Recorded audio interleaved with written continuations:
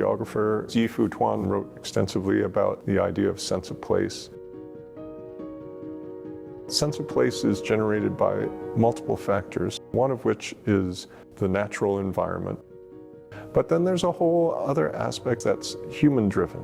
It's about what the people in that community value and how those values are expressed.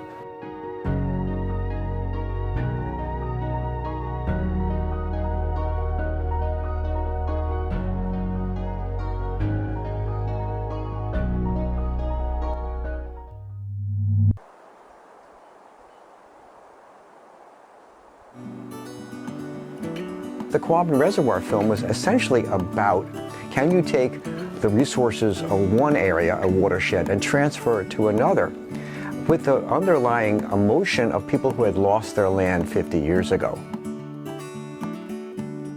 I have always been interested in making films that have some social impact. Living in Western Massachusetts, I kept hearing about this issue around whether it would be okay to take water from the Connecticut River to augment the Quabbin Reservoir. It turned out that there was all this anger and emotion about something as pure as the Quabbin Reservoir, which had been created to serve Boston's needs at the expense of people living in Western Massachusetts. All these questions of land ownership, of relationship to the land, of what a community deserved in relationship to an urban community nearby. So I thought this would be a great project. When I started working on the Quabbin film, I had one idea, a shot that had to be in. So I take Warren Doubleday out there. He supplies the most beautiful interview. We are now right over where the town of Enfield was, about 150 feet down. We had no environmental societies or anything like that to help us protest it. So while there was just as much feeling against the project in those days, there was not the action against it that you would probably find today.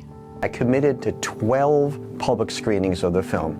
Bringing several of my advisors with me, we did public forums, sometimes with several hundred people, sometimes very angry people, because the film was about a controversial subject. So I began to understand the film was a vehicle for public discussion. In general, it began to be more of an understanding that there's more to your subject than what first appears. There is a background to it.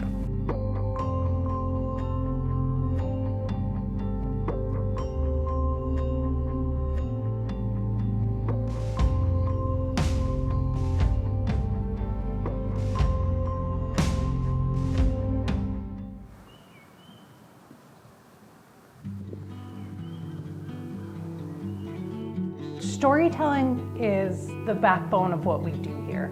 History isn't anything but stories. Essex is a shipbuilding town, and that was the defining industry for many, many years. Synergy with the natural world is what brought shipbuilding here. One of my favorite things about this job and opportunities like Museum on Main Street let me really explore is listening to the people that have stories to tell. So we're not here preserving history, we're here telling a story that's still being made. And I think that that's really interesting and unique to us as a museum, where we're not interpreting one piece of history, we're interpreting a culture that's still ongoing. When we see communities come together in that kind of way, it really is a manifestation of what's possible and the richness that exists here. Where have you come from? Where are you today? And to imagine, where could you be in the future? And really that's what the Museum on Main Street is talking about and demonstrating in its panels and the exhibits. And it helps communities envision that as well. With Museum on Main Street, we got a lot of involvement from the local schools. It was just great to see the kids come in and appreciate Smithsonian's exhibit that was all put together, and then how Essex fit within that picture. And to really put themselves into this broader context was amazing. Essex is really like a rural holdout on Cape Ann. The town is small and really committed to the tradition and the things that they love about the town, and they don't really want it to change. So it's been interesting looking at Essex through the lens of a rural community surrounded by industry and development. It is almost rural by choice, and I think that's in a lot of ways really beautiful.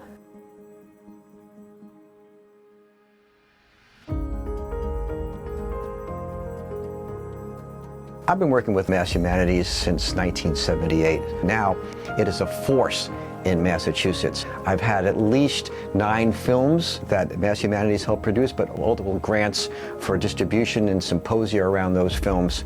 And I've really come to love what Mass Humanities does. Originally, people didn't know about it, but now people are starting to learn that this is where we go to get grants to help us talk to the community about issues that are important to us. And it's so broad in what it's doing. It's not just grants for films, not just grants for discussions. It's like the Clementi Project, where people are going back to school. It's reading Frederick Douglass, which is educating people about why that speech was written. And this reverberates throughout the entire year. It's educating young people and other people and students about why the humanities is important to their lives and how they can grow more meaningful ways by studying literature, history, philosophy, not as dead old subjects, but as something that is relevant to their lives every day.